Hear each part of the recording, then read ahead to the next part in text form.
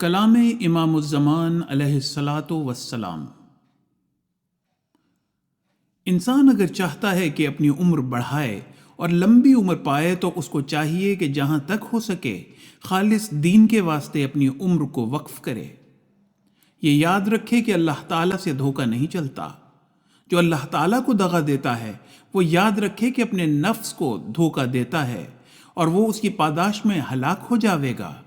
پس عمر بڑھانے کا اس سے بہتر کوئی نسخہ نہیں ہے کہ انسان خلوص اور وفاداری کے ساتھ اعلی کلمہ اسلام میں مصروف ہو جائے اور خدمت دین میں لگ جاوے۔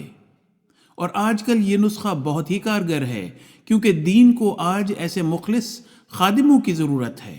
اگر یہ بات نہیں ہے تو پھر عمر کا کوئی ذمہ دار نہیں ہے، یہ یوں ہی چلی جاتی ہے۔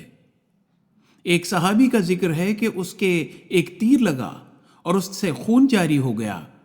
اس نے دعا کی کہ اے اللہ، عمر کی تو مجھے کوئی غرض نہیں ہے، البتہ میں یہود کا انتقام دیکھنا چاہتا ہوں جنہوں نے اس قدر اذیتیں اور تکلیفیں دی ہیں۔